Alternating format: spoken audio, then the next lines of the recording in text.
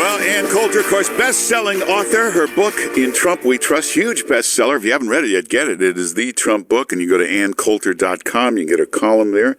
Ann Coulter, how you doing? Fine, thanks. How are you, Mark Simone? Good. But if I hear one more thing about General Flynn, Steve Bannon, I try to explain to these people in the bubble that 10 feet out of the bubble, all over America, nobody's listening to any of this. No, they wonder why. Though we are seeing an Ann Coulter rule play out this week, and that is you never, ever, ever give in to the media, to the left, even if they're right, and they're never right. This is like, they harangue us about gay marriage. Okay, we want people to be happy, and then bam, the ink isn't dry, and the next thing they're pushing for is transgender bathrooms in grade schools.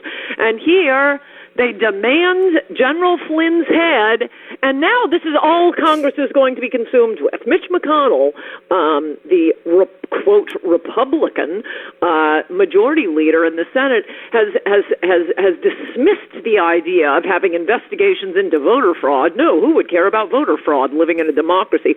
But yesterday he announces, we're going to have hearings into what exactly, General Flynn's connections to Russia were. Why don't they release the transcript? Well, I think Trump will at some point. First of all, there's nothing possibly illegal in anything General Flynn did. It may be a violation of protocol, but it certainly wasn't illegal. So let him waste their time with that. Yeah, he should. I think he should rehire Flynn right now.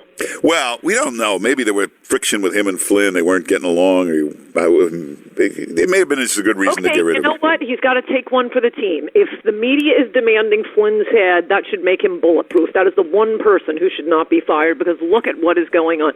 And I might add, having written and grown up during the Cold War, written a lot about Joe McCarthy. Yeah, you wrote a book about McCarthy. Well, it was treason. It was all kinds of treason from the left. A fantastic book. I highly recommend it. It's the only book with the truth about Joe McCarthy.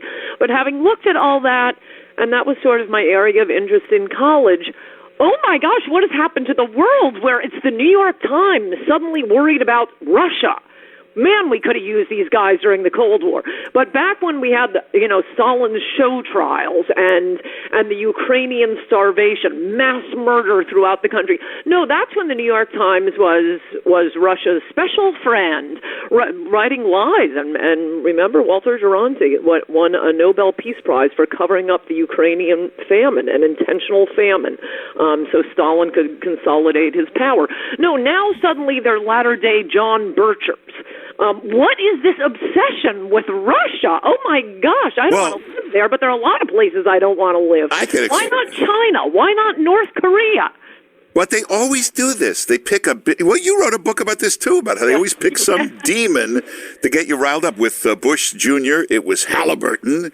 With Bush Sr. And Saudi Arabia. Well, remember Bush Sr., it was the Carlyle Group is running everything. Yeah. They always create this illusion. Somebody is pulling the strings on everything. No, that's absolutely true. But even specifically with regard to their treasonous impulses, as explained in my book, Treason, they will never concentrate energy on America's actual enemy.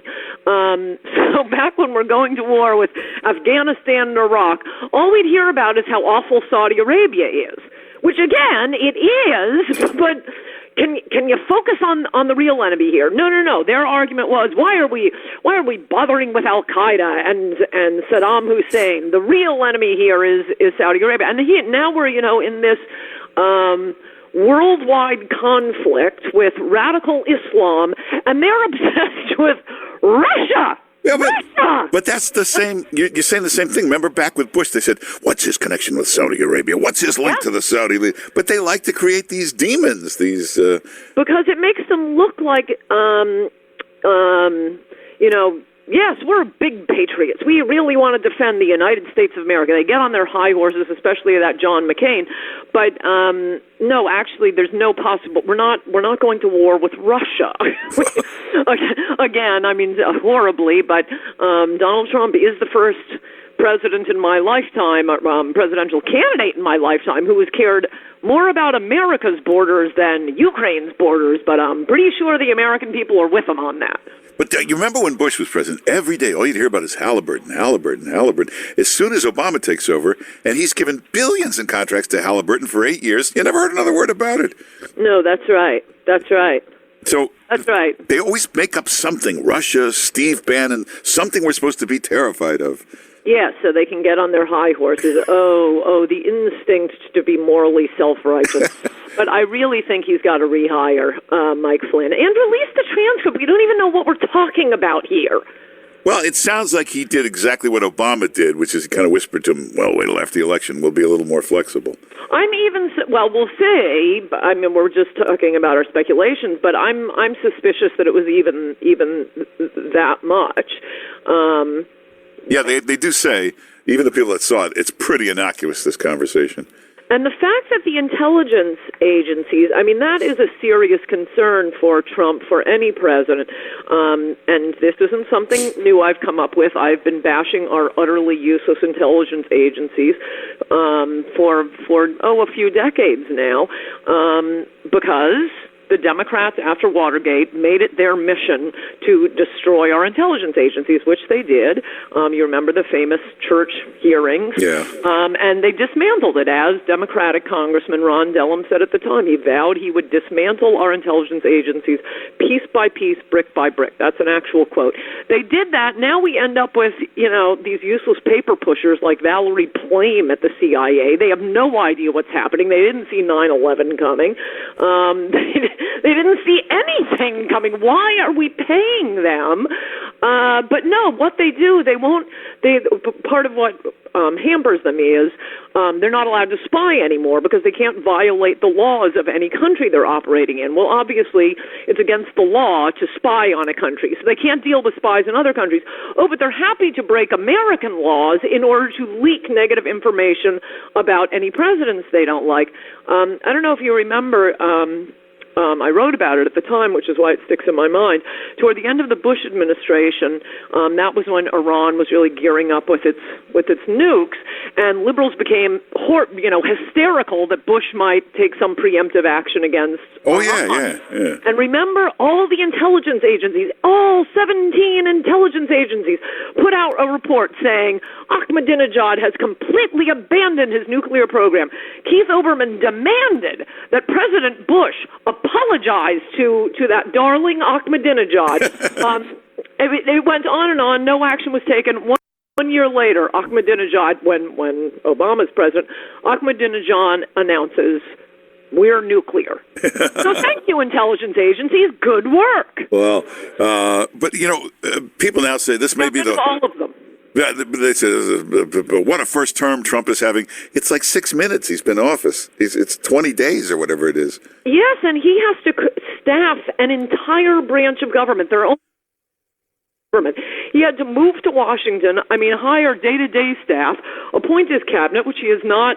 The Senate is dragging its feet on. Hey, thanks, Mitch McConnell. What's your job again? Yeah.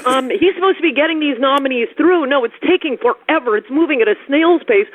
They then have to hire. You think it's done when he has his cabinet. No, the Attorney General was only confirmed last week. He has to get all of his assistant Attorney Generals confirmed. It's going to be 6 months before poor Trump even is fully staffed. The Congress is fully staffed. What are they doing? Well, and that's the problem, because they just got these confirmations. They haven't been able to go into these departments and replace all the Obama appointees. They're still there. They're the ones doing the leaking.